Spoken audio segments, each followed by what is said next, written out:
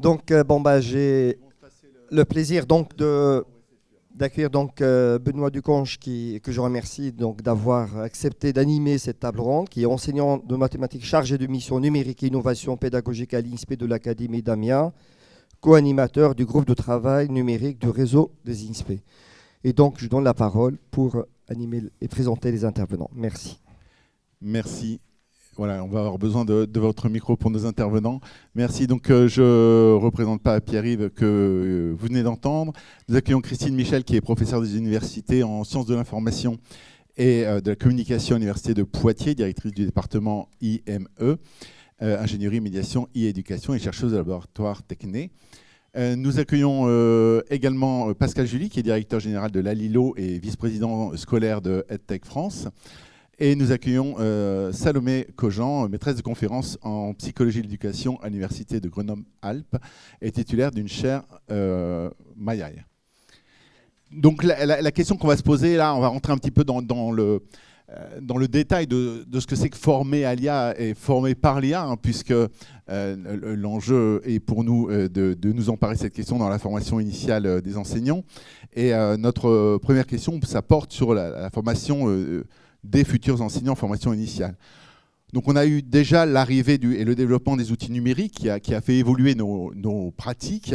Et avec l'IA, nous sommes face à une technologie, on l'a dit, plus puissante, plus complexe aussi, qui semble facile à utiliser, mais on a vu que c'était peut-être qu'une illusion.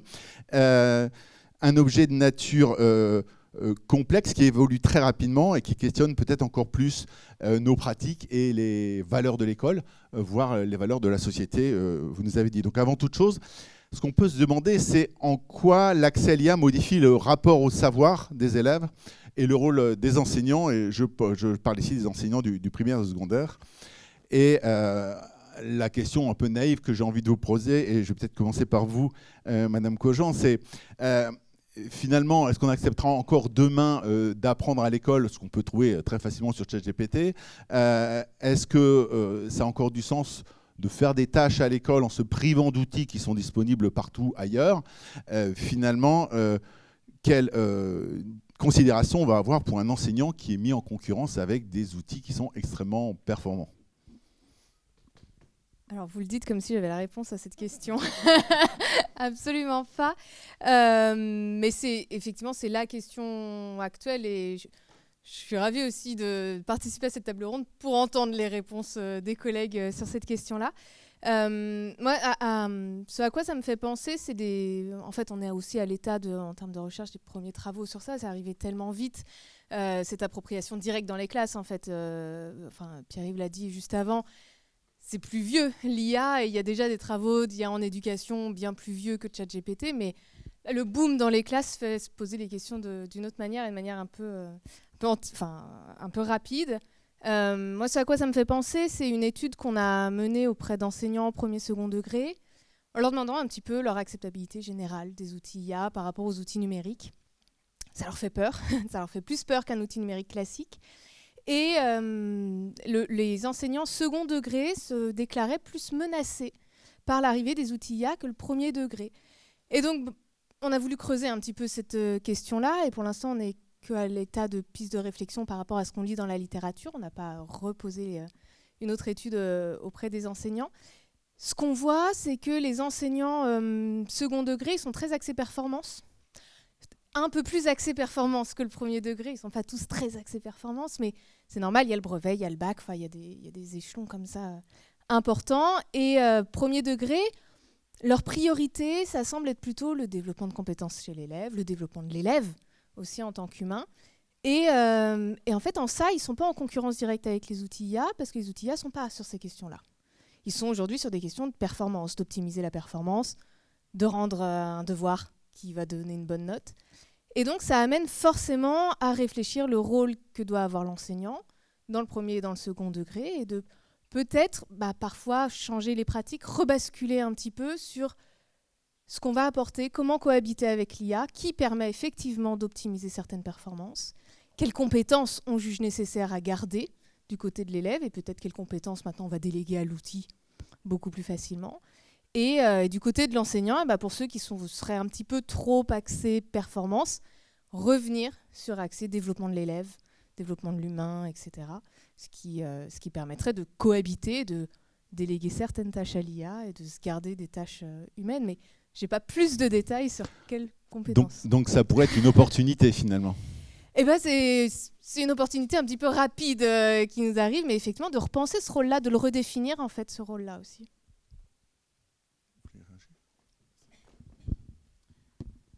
Oui, en complément, en fait, disons que c'est associé à une question finalement qui est souvent formulée de la bouche même des enfants et qui nous disent mais à quoi ça sert que j'apprenne tout ça si ChatGPT le sait déjà. Et en fait, c'est l'occasion d'une question qui se pose depuis longtemps dans beaucoup de contextes. Malheureusement, il y a beaucoup d'enfants qui, même avant l'IA, se posent la question et la posent explicitement. Mais à quoi ça sert que j'aille à l'école? À quoi ça sert que j'apprenne le théorème de Thalès? À quoi ça sert que je sache qu'en 1500 machin, il s'est passé tel truc et tel endroit dans le monde? Et en fait, finalement, l'IA est un contexte qui amène à se poser une question absolument fondamentale qui se pose depuis très longtemps, mais là, finalement, elle est carrément frontale et c'est peut-être l'occasion de se la poser profondément. C'est finalement, est-ce qu'on explique suffisamment bien aux enfants à quoi ça sert l'école? Et est-ce que nous-mêmes, on comprend suffisamment bien à quoi ça sert l'école? Et donc, par exemple, à l'instant, on parlait d'une éducation qui est orientée vers les performances. Et effectivement, ça veut dire qu'il y a beaucoup d'enfants qui comprennent l'éducation comme un truc qui va au mieux leur faire acquérir des savoirs et des savoir-faire disciplinaires. Je sais faire tel truc en maths, je sais tel truc en histoire, etc. Au pire, un truc qui est juste là pour évaluer et classer sociétalement, mais c'est la seule, pour eux, c'est la seule fonctionnalité de l'école. Et en fait, ce qu'il n'y a pas dans cette perspective-là, c'est de comprendre que c'est en fait un contexte qui permet d'apprendre à apprendre, qui permet de développer, de muscler son esprit de telle manière que quand ils vont être dans des situations nouvelles plus tard ou dans d'autres contextes, ils vont être capables de s'y adapter pas simplement en termes d'efficacité, mais aussi d'un point de vue émotionnel, d'un point de vue motivationnel. C'est l'apprendre à apprendre véritablement, dont on entendait parler d'ailleurs tout à l'heure. Et puis, une autre dimension, c'est celle de l'agentivité. C'est-à-dire que peut-être que sur le moment, les élèves vont se poser ces questions-là, mais est-ce qu'on leur explique suffisamment bien et est-ce qu'ils comprennent suffisamment bien l'importance pour eux-mêmes d'être en maîtrise et en contrôle des compétences qu'ils vont développer et qu'ils vont avoir par le futur. Donc je pense que véritablement, ça amène à se poser ces questions directes de est-ce qu'on explique suffisamment bien et de la bonne manière quel est le rôle de l'apprentissage à l'école. Donc on n'échappera pas à une explicitation métacognitive. On a peut-être tellement centré la tâche scolaire sur la production de l'objet qu'on a perdu de vue que la production, c'était un moyen et non une fin. Oui, et c'était juste pour abonder et rajouter, rappeler aussi que l'école, grâce aux outils qui viennent simplifier le travail des professionnels de l'éducation qu'on a aujourd'hui, qui peuvent être basés sur l'IA, mais pas que sur l'IA. Le but, c'est aussi, je crois que je rebondis sur les questions qu'il y a eu la conférence juste avant, les différences, on les voit des élèves, elles viennent aussi des familles, et il y a des inégalités sociales que l'école a pour mission, enfin c'est un lieu commun que de le rappeler, doit tenter de corriger, si ce n'est d'annuler, et je pense que les outils construits sur les technologies dites d'intelligence artificielle, comme tout outil de gain de productivité, de faire gagner du temps aux enseignants, ça permet juste d'assurer cette mission prioritairement. Je pense que l'IA, effectivement, apportera peut-être moins de choses pour des élèves qui, de par, alors c'est pas automatique, mais de par des conditions de vie supérieures, ou un cadre culturel, ainsi de suite, n'en aurait peut-être pas forcément eu besoin. Par contre, le delta peut plus se mesurer, et c'est ça qu'on voit dans les premières études d'efficacité qui commencent à nous arriver aussi, c'est que l'impact de ces outils, souvent, est plus fort pour les milieux défavorisés, tout simplement, ou en zone d'éducation prioritaire. C'est bon. Alors, peut-être une autre question pour prolonger celle-là, puisque alors, dans quelques mois, on va devoir concevoir la formation des futurs enseignants au sein des LPE et des M2E, les masters qui vont former les enseignants de demain. Et alors, la question qui se pose, puisqu'on voit quand même que tout ça nécessite des compétences, qu'est-ce que ça signifie pour vous de former les enseignants, les futurs enseignants du primaire, du secondaire à l'IA? j'ai envie de dire de façon peut-être un peu provocatrice, est-ce qu'une bonne maîtrise pédagogique et une autonomie sur les outils numériques, ça suffit, ou est-ce qu'il y a vraiment des compétences spécifiques à développer et donc à inclure dans nos projets de formation?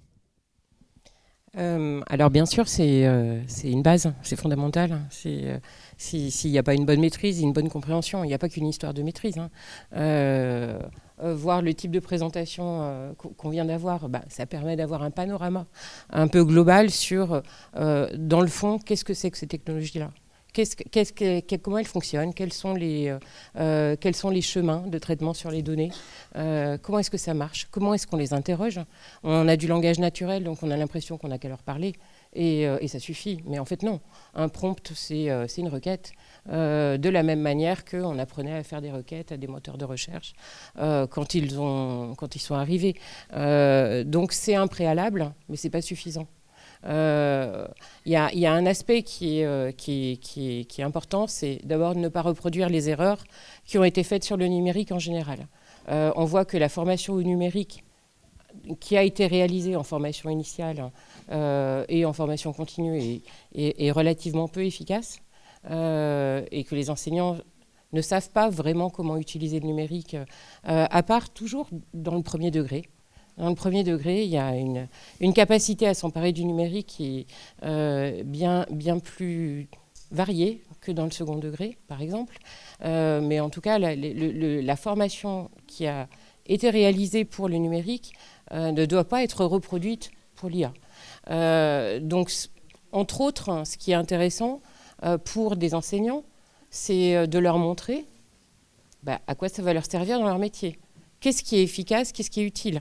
Pas juste en relation avec l'élève, mais ne serait-ce que pour les faire gagner en performance, efficacité, dans la production de contenu, dans d'autres types de tâches. Donc tout à l'heure, vous aviez cité un certain nombre de types de tâches, réaliser des évaluations, travailler sur d'autres modes de pédagogie. Donc ça, c'est un premier élément, c'est à quoi ça va leur servir, comment ça va leur être utile.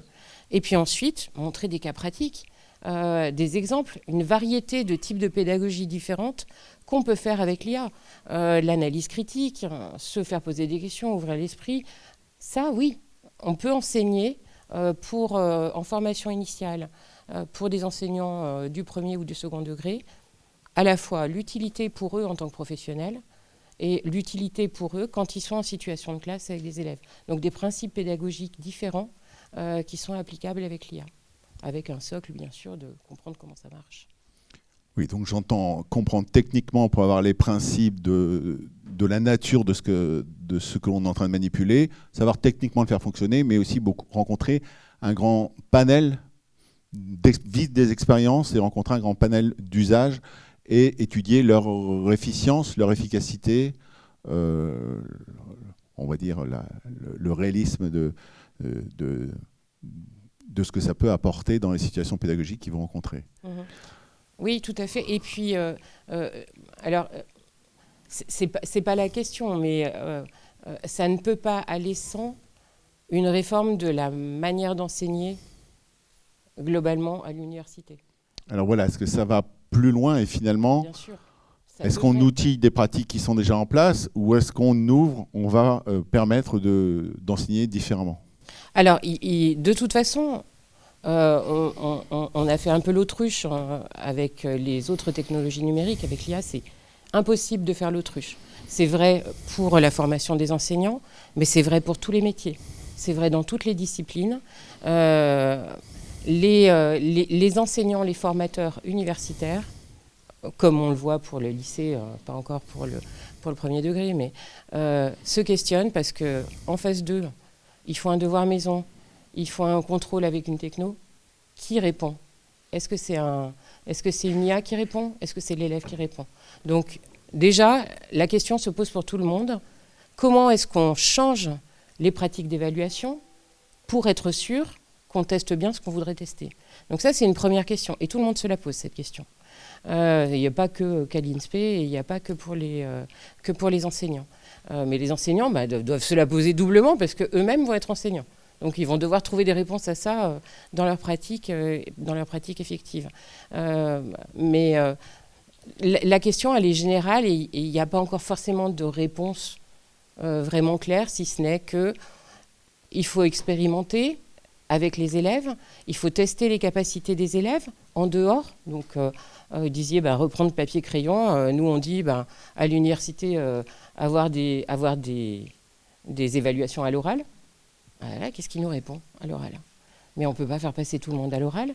On a une promo de licence de 800 élèves, on ne peut pas les faire passer à l'oral. Donc voilà, ce type de question est vraiment prégnante. Donc ça peut aller jusqu'à questionner l'organisation même de l'école. C'est évident. Oui, de l'université pour les enseignements et de l'école. Un complément sur la formation à l'IA des futurs enseignants au sein des INSPE. Alors, il ne faut pas faire comme on a fait sur le numérique. J'ai pris pour moi, j'ai pris bonne note qu'on n'avait pas très bien réussi. Mais je ne suis pas le seul. On va le porter ensemble. Mais voilà, j'entends bien voilà, qu'on va essayer de faire mieux. Juste rapidement, je pense qu'il y a finalement cette question-là, elle est associée à deux grandes familles de sujets qui sont finalement assez différentes. Il y a un premier sujet, c'est qu'est-ce qu'on fait dans la formation des enseignants pour intégrer le fait que l'IA fait partie de la société et fait partie du monde dans lequel les enfants grandissent et vivent. Et donc, ça amène à changer les fondements même de l'enseignement. Mais il y a une autre question qui est un petit peu plus spécifique, qui est celle de l'outil de l'IA comme un outil pédagogique pour enseigner des différentes disciplines, et qui sont d'ailleurs souvent des outils qui ne sont pas forcément les mêmes. Par exemple, là tout à l'heure, moi dans ma présentation, j'ai parlé beaucoup des enjeux sociétaux de l'IA générative qui est en train de bouleverser tout un tas de trucs, mais comme on le disait, l'IA ça existe depuis beaucoup plus longtemps. Dans le domaine de l'éducation, il existe des systèmes d'IA depuis des décennies qu'on appelle les systèmes tutoriels intelligents, qui sont basés sur des technologies assez différentes. Aujourd'hui, il y a tout un tas de tentatives pour essayer de combiner les avantages et les inconvénients avec l'IA générative, mais c'est juste pour dire que ce sont des outils qui sont finalement assez différents, avec des objectifs différents, et quand on se pose la question de la formation des enseignants à ces outils-là, c'est pas forcément la même que la question de la formation à comment on gère une classe qui va faire ses devoirs à la maison avec ChatGPT, qui est finalement une question un peu différente. Oui, merci de le préciser. Moi, effectivement, j'ai avec la casquette EdTech France, mais aussi l'Alilo. Donc, pour ceux qui ne connaissent pas, c'est un outil qui aide les enseignants de cycle 2, de cycle 3 à enseigner la lecture et le français par, on pourrait dire, de la différenciation pédagogique assistée par ordinateur, et où l'IA est très différente d'une IA générative textuelle, où en fait c'est des algorithmes de différenciation pédagogique et de reconnaissance vocale. On ne va pas entrer dans le détail, c'est pas se dire, mais voilà, on est un outil d'IA. C'est important pour les enseignants d'être formés à utiliser ces outils d'IA, à évaluer si c'est utile pour leur classe, pour leur modalité ou pas. Bref, et ce qui est très différent effectivement de ce qui est un nouveau média finalement. On vient de dire, je ne sais plus qui a sorti cette semaine, que les médias n'auraient plus aucun intérêt d'autre que de fournir de la matière première au vrai futur média qui est l'IA générative. C'est un nouveau média qui arrive, qui ne fait qu'accélérer. Moi j'ai trouvé très pertinent de dire que voilà, moi ma génération, quand j'étais étudiant, on pouvait acheter les devoirs parce que tout le monde donnait les mêmes consignes. Enfin, en même temps, on pouvait les acheter sur Internet si on voulait avoir 15 à son devoir maison à l'université. Puis avant, il y avait les profils. On allait à la librairie, puis on achetait, puis on apprenait par cœur, et puis on regardait les statistiques de savoir ce qu'allait tomber au brevet ou ce qu'allait tomber au bac. Et puis, voilà, du moment qu'il y a des livres, du moment qu'on stocke l'information de façon plus ou moins accessible, là, la révolution qui vient bouleverser tout, c'est qu'il n'y a plus qu'un clic, et puis c'est dans la poche avec le smartphone. C'est ça qui vient tout bouleverser, mais je ne suis pas spécialement inquiet sur le fait que c'est juste un moyen d'accéder à une base de connaissances qui préexistait de toute façon et qu'on se posait les mêmes questions. Je suis personnellement assez confiant. Je ne veux pas réduire la difficulté que ça doit être dans vos pratiques ou dans les pratiques des enseignants, mais peut-être c'est un optimisme un peu vené, mais je suis assez confiant qu'on va trouver les nouvelles modalités. Ça ne fait qu'accélérer et rendre incontournable ce qui existait déjà depuis, je pense, tout le temps, quoi. Ça va ? Il y a de la colle. Pour conclure, mais encore une fois, ça complète, ça va dans le même sens que ce qui a été dit. Je voudrais pas faire de politique, mais quand on voit que c'est très axé savoir disciplinaire, il faut peut-être revenir un peu sur la base avant tout, qui est le processus d'apprentissage, et sur ces IA adaptatives, etc. L'idée, c'est que l'enseignant puisse bien identifier quel processus d'apprentissage, dans quel contexte ça va venir favoriser, ça va venir solliciter, comme pour le numérique, ce qui a été un petit peu loupé quand on dit utiliser du numérique. En fait, pourquoi, à quel moment, pour qui, comment? Et c'est ça, en fait, ces vraies questions-là que les enseignants doivent pouvoir maîtriser pour utiliser efficacement les outils IA. Et là, je ne parle pas d'IA générative en particulier. Merci. Donc, savoir comment ça marche, savoir l'utiliser, mais aussi savoir ce qui existe et savoir ce que ça peut m'apporter et l'inclure dans le processus pédagogique que je pilote. Donc on a peut-être encore vraiment de la pédagogie et de la didactique à enseigner à l'INSPE, ça va nous rassurer un petit peu.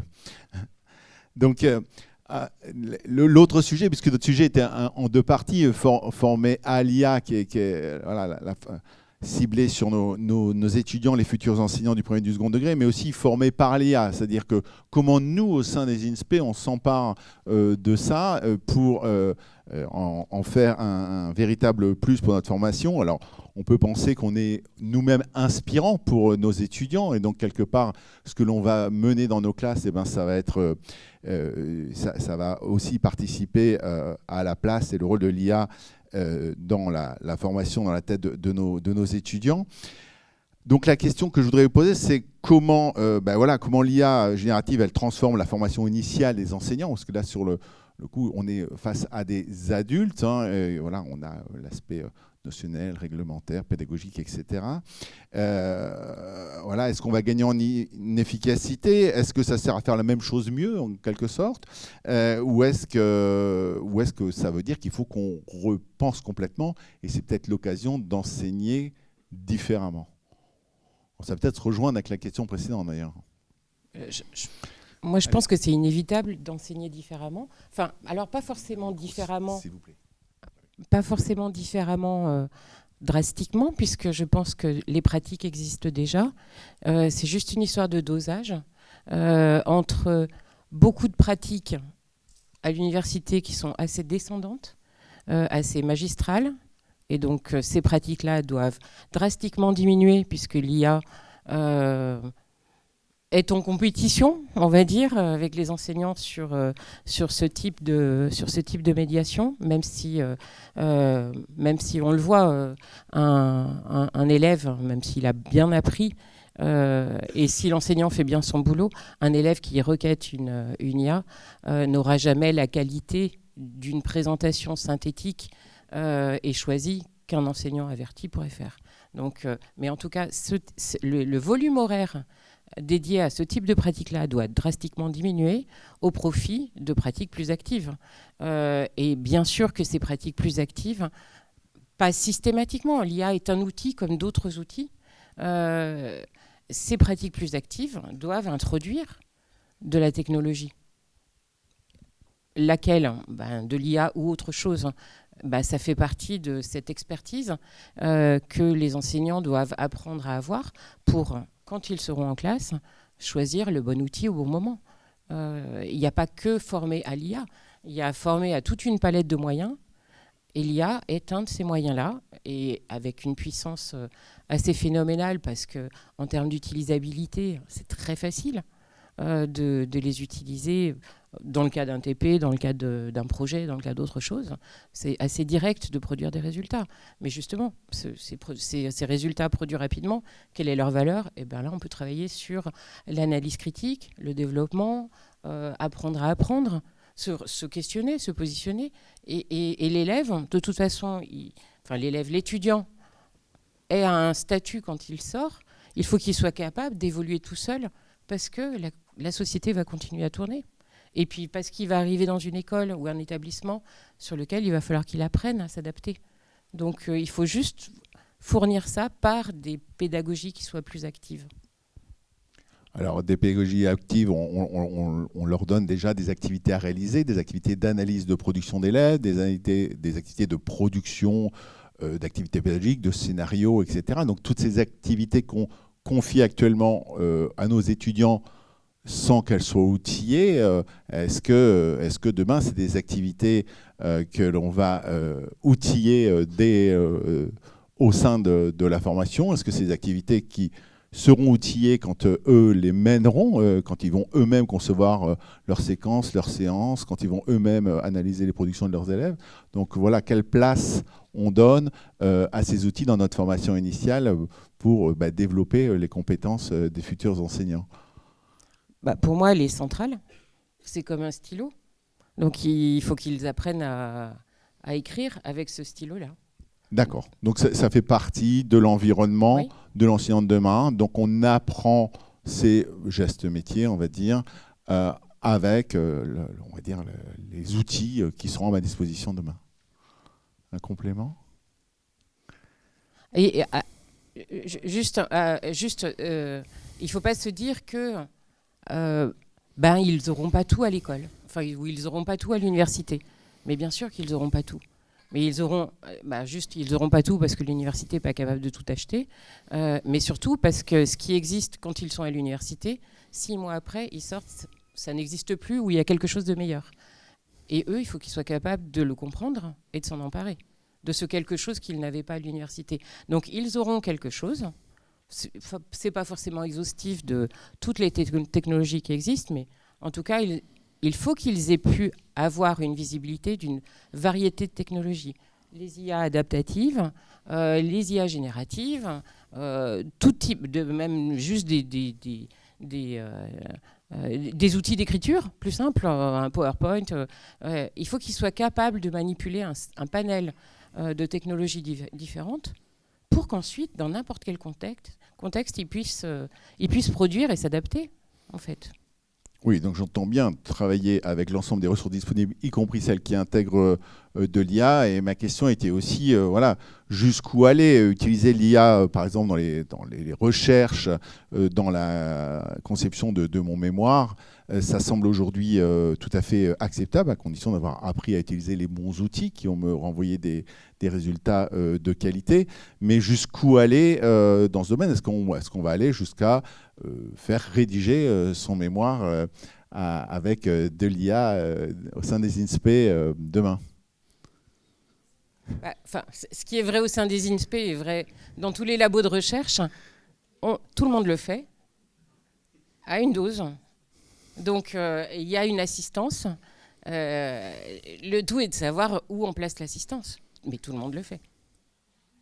Alors, c'est vrai, mais aussi en complément, je pense que pour être capable d'écrire de manière augmentée des textes de qualité, il faut être capable de les évaluer, de s'auto-évaluer ou d'évaluer les suggestions.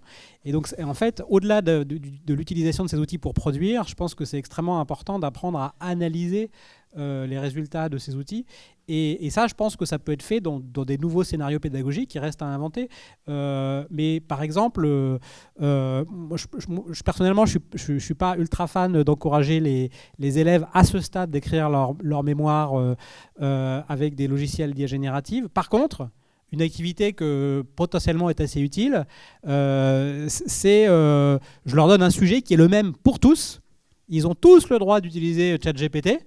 Et ils seront notés sur à la fois la qualité et la diversité de ce qu'ils auront produit. C'est-à-dire qu'il ne faut pas simplement que ce qu'ils aient produit soit excellent, il faut que ça soit différent et original par rapport à ce que les autres auront produit.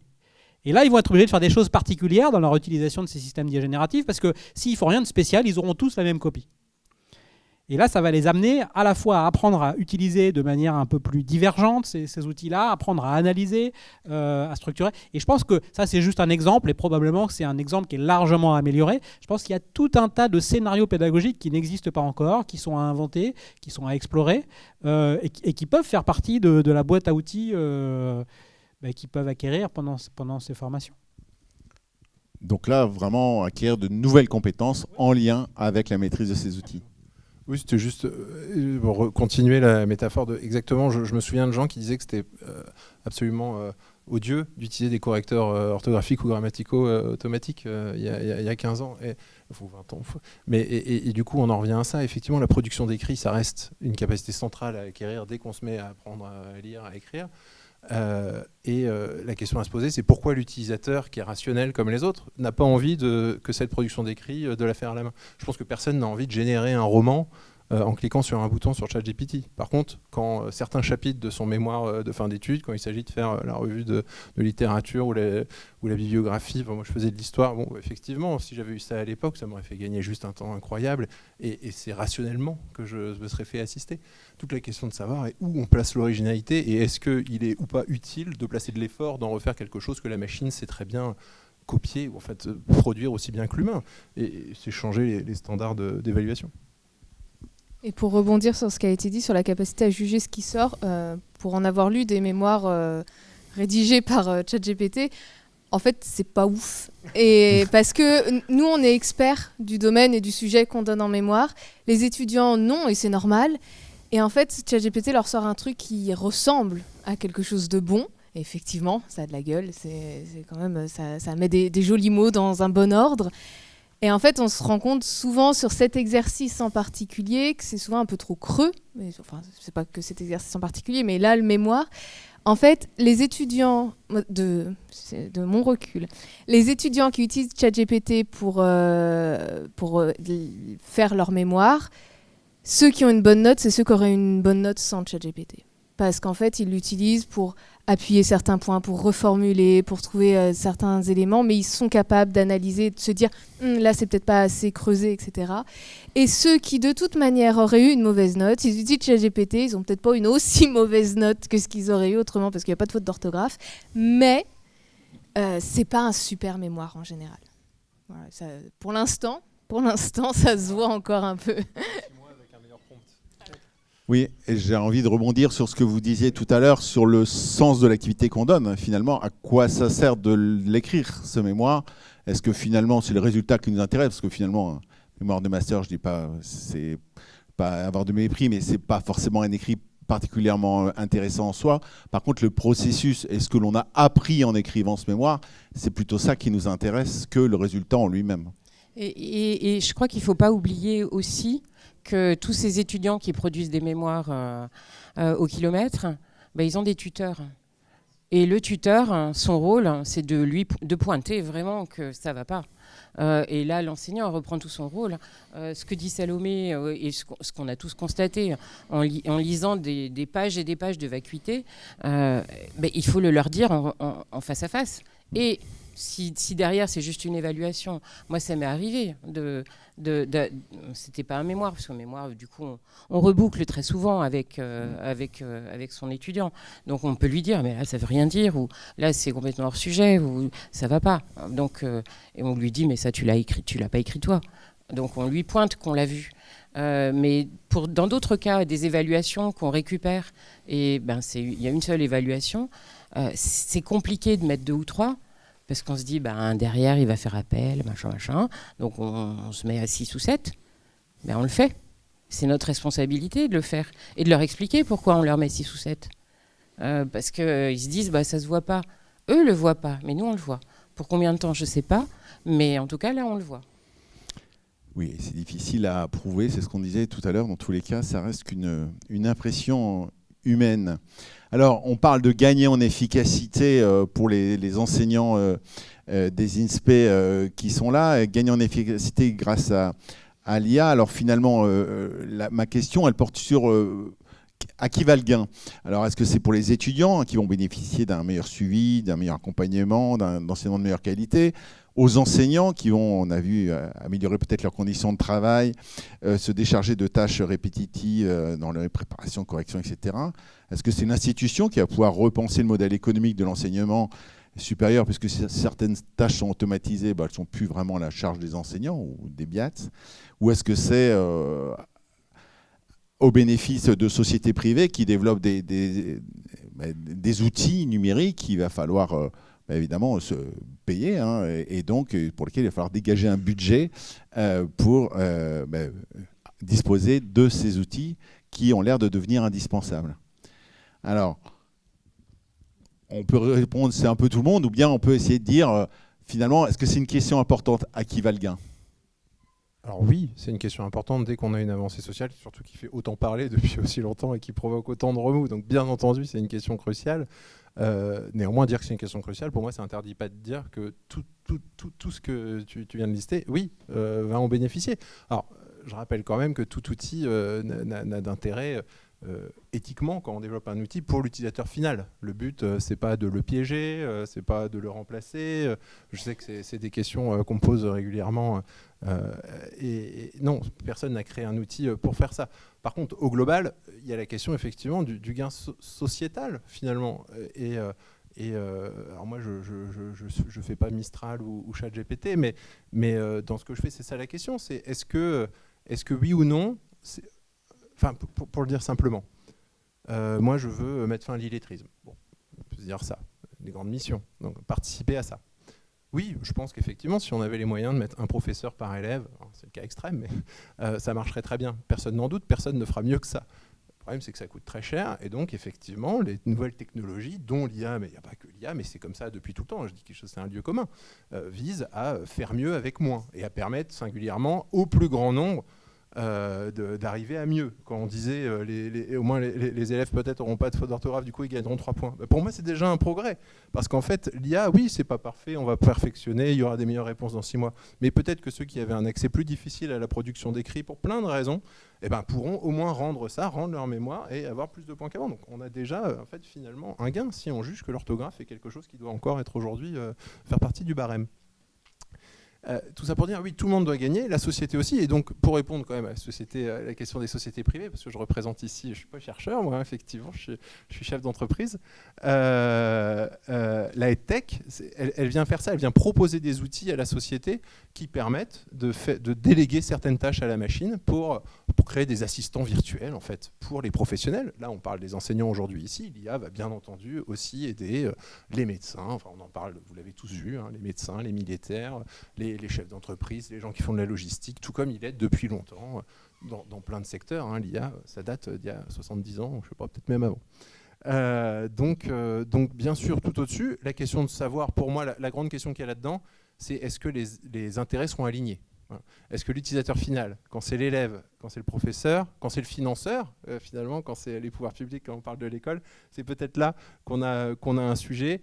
Il faut se parler et définir ensemble, sociétalement ou en tant que ministère de l'Éducation, quels sont les critères et les indicateurs qui font qu'on veut dépenser là, mesurer ceci. On a vu tout à l'heure, il y a des études d'efficacité qui sont en cours et heureusement, il faudra qu'il y en ait de plus en plus.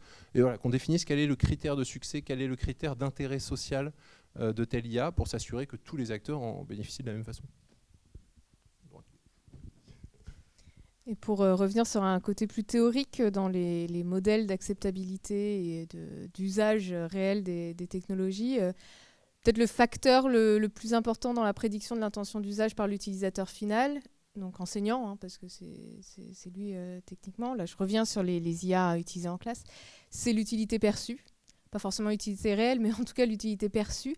Et donc si l'outil n'est de toute manière pas utile pour l'élève ou pour l'enseignant, et ce qui sera utile pour l'élève va par ricochet être utile pour l'enseignant, parce qu'il va gagner du temps aussi pour faire d'autres choses, ça ne sera pas utilisé ou ça sera sous-utilisé. Et on les connaît, ces outils qui ont été poussés parfois par certains décideurs à différents niveaux, qui se retrouvent dans les classes. Et en fait, les enseignants, ils ne le font pas parce qu'ils ne voient pas l'intérêt ou alors ce n'est pas leur priorité à ce moment-là.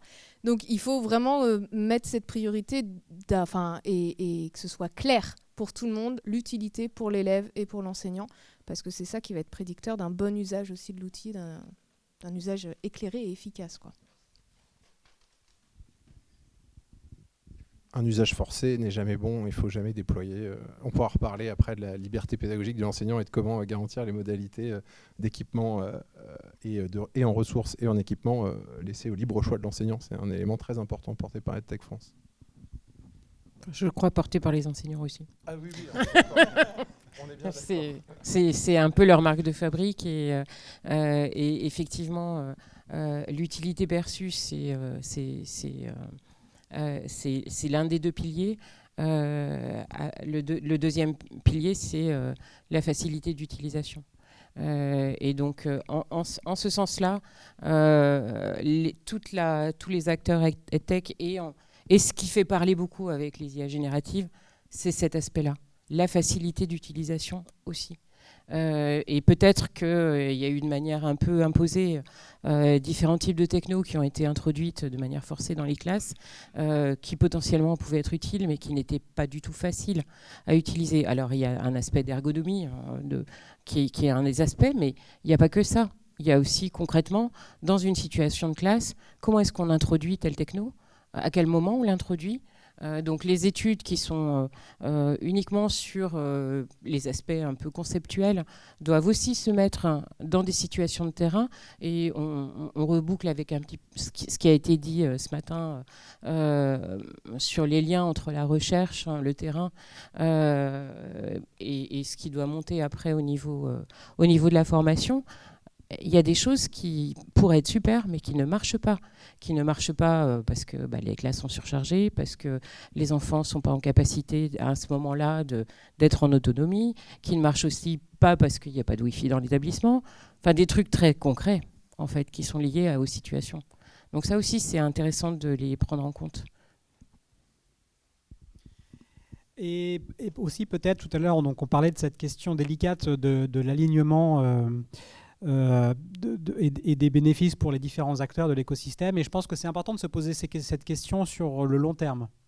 Parce qu'on se pose ici des questions difficiles, et bien souvent, on va devoir explorer, on va devoir essayer, on va devoir expérimenter, et on ne va pas forcément tout de suite trouver des solutions, qu'elles soient technologiques ou pas d'ailleurs, qu'elles soient pédagogiques, qu'elles soient avec ou sans IA, qui vont forcément répondre aux enjeux qu'on vise, par exemple diminuer l'illettrisme, diminuer les inégalités dans telle ou telle dimension. Et c'est important parce que ça veut dire qu'il faut faire attention à ne pas changer d'objectif long terme tous les 3 jours, et à ne pas décider, par exemple, parce qu'on a fait une expérimentation et finalement l'observation, les résultats n'est pas aussi idéal qu'on pouvait l'espérer, de décider tout d'un coup, ça marche pas, ça marche, ça marche, on y va à grande échelle, ça marche pas, on arrête totalement. En fait, c'est compliqué, il faut prendre en compte les contextes, et surtout il faut itérer, et donc ça veut dire qu'il faut s'autoriser à ce que il faut avoir en tête que, par exemple, du point de vue des financeurs, il faut parfois financer des choses pour lesquelles l'utilité elle va pas être évidente pendant un moment. Du point de vue des enseignants et du point de vue des élèves, ça va être utile de mettre une certaine énergie pour essayer des choses pour lesquelles c'est pas garanti à l'avance que ça va être mieux qu'une autre approche. Donc il y a une dimension d'expérimentation et de long terme qui est importante à garder en tête si on veut justement adresser les grands enjeux. Donc si j'entends bien, si bénéfice il y a, on l'attend plutôt du côté des résultats, en tout cas de la qualité de la formation des élèves ou de nos étudiants, si on est dans le cas de nos étudiants, plutôt que dans la réduction des coûts, et qu'il va falloir être patient pour voir arriver les bénéfices et peut-être essayer plusieurs parcours avant d'y parvenir. Ce qui ne va pas être forcément très facile à faire entendre aux financeurs qui seront nécessaires pour porter ces outils. À propos d'outils, je voudrais finir avec cette dernière question, puisque disposer d'outils, et là on parlait des outils d'IA générative, disposer d'outils dans les universités. Donc on a un certain nombre d'enseignants d'universités ici qui payent déjà des abonnements sur leurs fonds propres pour pouvoir utiliser ces outils de façon régulière. Et donc la question de l'accès à ces outils dans les universités se pose. Toutes les universités n'ont pas les mêmes stratégies, ni les mêmes moyens financiers d'ailleurs. Ça se pose également dans d'autres termes pour les écoles, collèges et lycées. Et donc, la question est, c'est quoi l'avenir? Est-ce que c'est des solutions souveraines basées sur des outils libres, type Ragaveren, ou est-ce qu'on est dans l'abonnement à des solutions privées disposant peut-être plus de moyens de développement dans le cadre de leur recherche internationale, ou est-ce que c'est des partenariats publics-privés avec des échanges de bons procédés? Plus généralement, on est plutôt dans une période d'orthodoxie budgétaire. On voit bien qu'on ne va pas avoir les moyens de payer des licences pour tout le monde. Est-ce qu'on a les moyens de disposer d'outils de qualité à l'université pour les enseignants des INSPE? Alors la question des moyens, j'en ai aucune idée. Encore une fois, j'ai l'impression de ne jamais répondre aux questions. Ce que je voulais juste mettre en saillance sur cette question-là, c'est l'intérêt éthique aussi qui est beaucoup mis en avant de ces outils libres. Et en fait, là je vais me faire un peu l'avocat du diable, mais les solutions privées, ils ont beaucoup plus d'argent. En général, ils mettent dans la boucle beaucoup plus tôt des ergonomes, etc. Et souvent, c'est quand même, on parlait des deux grands piliers, je parlais de l'utilité perçue et il y a la facilité d'usage. Et en général, quand on compare solutions privées, solutions libres, il n'y a pas beaucoup photo. Et je ne sais pas, en tout cas pour l'instant, et je ne sais pas si ça... Enfin, ce que je sais, c'est que quand on a demandé aux enseignants, on a fait une autre étude de classer l'importance de certains principes de conception dans les outils IA pédagogiques qu'ils voulaient utiliser. Et on a mis dedans quelques facteurs très pragmatiques, utilité perçue, utilisabilité et des facteurs éthiques. Et ce qui ressort, c'est que les trois premiers facteurs les plus importants pour eux, c'est l'utilité pour l'élève, l'utilité pour eux, l'utilisabilité. Et après viennent les facteurs éthiques. Et donc, sur le fait qu'ils payent eux-mêmes parfois certains outils, je pense qu'ils continueront tant que les solutions privées auront une force de frappe et une qualité d'exécution au-delà. Voilà, c'est juste c'est bien l'éthique, c'est très bien. Mais dans le concret, si l'outil n'est pas hyper bien conçu, qui n'est pas très clair. Bon. Je rappelle qu'une solution privée, c'est pas forcément un choix non éthique. En fait, acheter quelque chose, c'est pas forcément faire le mal. Non mais bon.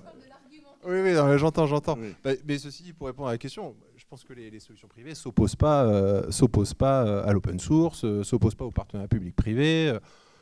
La Lilo, je parle pour ce que je connais, a été lauréat de plusieurs partenariats publics-privés, P2IA d'un côté, TNE, vous connaissez peut-être, donc des marchés publics opérés par le ministère qui permettent aux enseignants de ne pas avoir à sortir d'argent de leur poche parce qu'effectivement, il y a un grand sondage qui a été mené par Tralalaire il y a 2-3 mois, avec des milliers de répondants au premier degré, et 90% des enseignants au premier degré déclaraient payer des ressources de leur poche. Alors pas que de la tech, hein, ça peut être aussi des ressources physiques. Donc voilà, nous on est dans ce contexte-là et c'est pas notre choix de faire ça, mais on a potentiellement pas le choix. Donc je pense qu'il y a une multimodalité, une articulation de ces différentes modalités de financement qu'on a vues. Je pense que pour réagir sur ce qui a été dit juste avant sur le long terme, effectivement, la recherche et développement, qui est intrinsèquement... Enfin voilà, la Lilo, c'est avant tout des ingénieurs qui font de la R&D. Hein. Alors effectivement, on a aussi des designers qui font un design que les élèves adorent et que les profs adorent, donc ça c'est super. Mais c'est avant tout de la R&D. Moi, je ne sais pas faire de la R&D avec un modèle de commun numérique. C'est quelque chose que le ministère met beaucoup en avant, malheureusement, depuis 3-4 mois, par défaut de financement, hein, tout simplement. Je comprends, mais moi je ne peux pas faire la Lilo, je ne sais pas comment on fait pour faire sous mode SS2I. Donc effectivement, j'ai besoin d'avoir des financeurs qui investissent et puis qui a un marché. Et un marché de l'éducation, ce n'est pas un gros mot que de dire ça. Il y a un marché de l'édition scolaire, il y a un marché de l'éducation privée, il y a un marché du mobilier de bureau, enfin bon bref. Donc il y aurait aussi un marché de la ressource numérique éducative, mais qui ne viendrait pas dire les communs c'est horrible, le semi-public, semi-privé c'est horrible. Donc je pense que ça sera l'ensemble et qu'il faut dans tous les cas, tout coûte cher. Faire des communs numériques, ça coûte cher. Hein. Tout coûte cher. Moi je suis d'accord, tout coûte cher et... il n'y a pas d'argent à l'école, il n'y a pas d'argent à l'université non plus. Donc il y a d'argent nulle part. Néanmoins, il y a quand même pas mal d'autres moyens de s'en sortir. Et je me tourne vers les EdTech. En particulier, il y a quand même plein de solutions pour lesquelles on a une version pas complète, mais accessible et gratuite. Et cette version pas complète, accessible et gratuite, elle permettrait de faire à minima des choses dans les classes, de faire des choses à l'université pour sensibiliser, montrer tel et tel, et comparer des solutions, par exemple. Donc ça, voilà, ça c'est une possibilité. Et nous, on l'utilise pas mal, ça. Les petites parties gratuites. On va se nourrir des petites parties gratuites. Vous vouliez compléter ? Non. Alors pour conclure, je vous propose peut-être de revenir sur cette question de la place de l'IA au sein des INSPE, donc, puisque vous êtes face aux directeurs d'INSPE, des référents numériques, des formateurs. Est-ce que vous pourriez peut-être, qu'est-ce que vous retenez comme priorité, une action à réaliser prochainement, peut-être en précisant par qui, parce que c'est peut-être pas des personnes qui sont dans la salle. Et peut-être un point de vigilance, en tout cas une question brûlante ou une réflexion que vous souhaitez qu'on continue chacun à porter dans notre esprit en quittant cette salle. Un dernier petit tour de table. Moi, je dirais, pas qu'au directeur des INSPE, à tout le monde, ben, il faut monter dans le train, en fait. Il faut monter dans le train et on ne fera pas tous les mêmes choses. Et on ne sera pas tous experts. Et ce n'est pas parce qu'on est monté dans le train plus tôt qu'on est expert plus loin, plus vite, mais en tout cas, on peut répondre à des étudiants, on peut soi-même se mettre à réfléchir à des choses, mais il faut y aller. Moi, c'est ça mon message.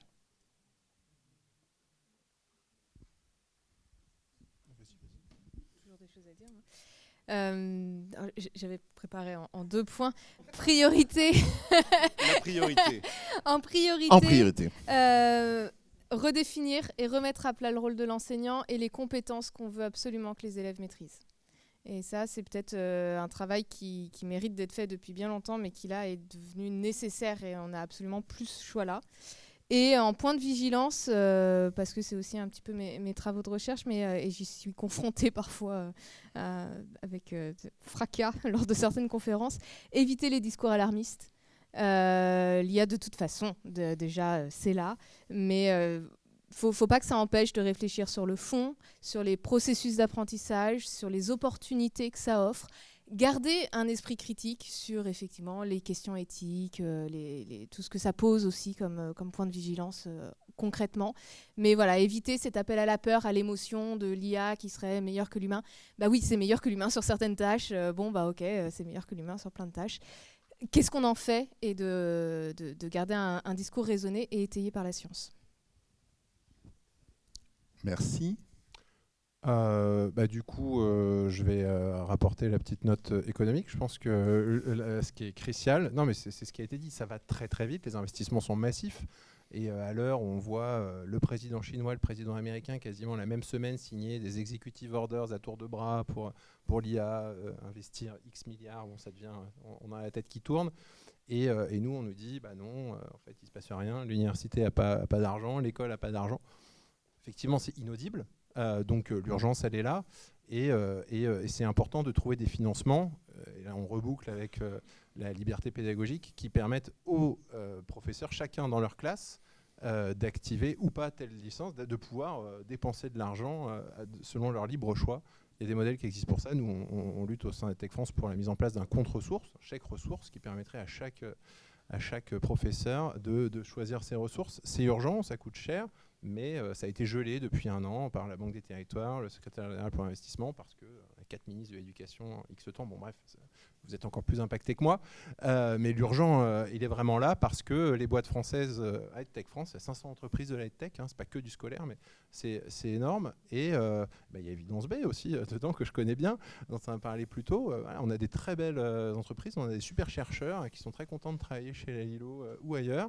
Et potentiellement, il y a plus de possibilités très rapidement de se développer sans marché. Donc, et c'est pas juste société privée, commun, tout coûte cher. Voilà, j'insiste là-dessus, et il faut que les décideurs, donc qui, pour répondre à la question, les financeurs, donc le SGPI, la Banque des Territoires, et donc fondamentalement le gouvernement décide d'allouer des fonds pour l'éducation. Oui, je parlais tout à l'heure d'une grande vague qui nous arrive sur la tête de manière extrêmement brutale, mais je pense que moi je suis assez optimiste. C'est pas parce qu'on est un peu la tête sous l'eau pendant un moment qu'on va pas en ressortir. Et pour moi, ma priorité, que ce soit au niveau individuel, au niveau des institutions, en fait, c'est de dire laisser le temps à l'exploration, à l'expérimentation. Importance de l'humilité, importance de la patience, c'est-à-dire qu'on ne sait pas encore trop aujourd'hui comment on va réagir, quelles vont être les solutions qui vont être les meilleures, quelles sont celles qui vont être les plus utiles.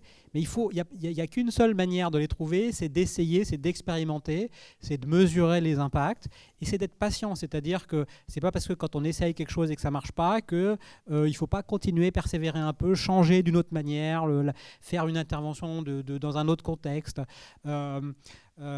C'est comme ça qu'on trouvera les solutions. Et quelque chose auquel il faut justement faire attention, c'est le dogmatisme, c'est-à-dire dans toutes les formes de dogmatisme, avoir des idées a priori dans un sens ou dans un autre qui soient trop extrêmes, avoir une vision de l'IA qui soit trop optimiste ou trop négative, avoir une vision de l'impact de l'IA dans l'éducation qui soit trop extrême, négativement ou positive, penser que l'utilisation de logiciels d'aide aux apprentissages avec de l'IA, ça va forcément tout résoudre, ou au contraire, c'est une mauvaise idée, ça va déshumaniser. Penser que quand on utilise de l'IA avec des élèves et des profs, l'interaction et l'apprentissage sera moins humain.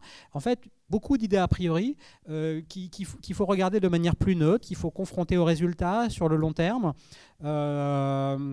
Et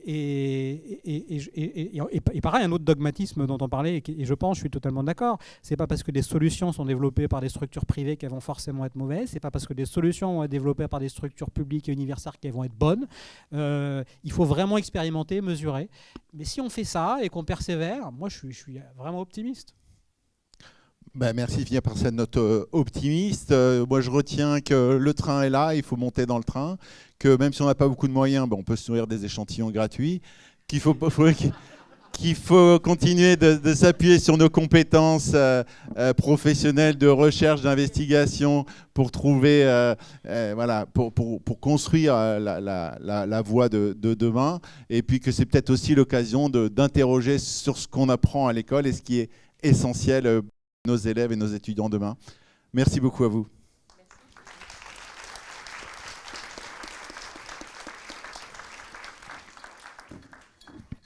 Bien, juste pour faire écho avec une allocution de ce matin, c'est que ce qui différencie aussi l'INSPE par rapport aux autres composantes universitaires, parce que souvent on dit c'est la même chose pour d'autres étudiants universitaires, c'est que en plus qu'ils soient étudiants, c'est des futurs enseignants. Et donc le défi des INSPE, il n'est pas seulement à former ces étudiants à l'IA et par l'IA, mais aussi à ce qu'eux, par la suite, lorsqu'ils deviendront dans 2 ans enseignants. Donc, d'où la complexité de la problématique lorsqu'on l'aborde de façon spécifique à l'INSPE. Et pour terminer aussi, c'est qu'on a parlé des entreprises privées, et donc c'est un des enjeux aussi de réseau de INSPE, donc les INSPE, de faire un travail en commun avec un certain nombre d'acteurs dans EdTech France. Voilà, c'est pour ça que vous êtes là, et d'autres entreprises. Et donc, on a le droit maintenant à 25 minutes, si je ne me trompe pas, ou voilà, 20 minutes plutôt, 20 minutes, excusez-moi, d'une pause avant la prochaine table ronde. Merci.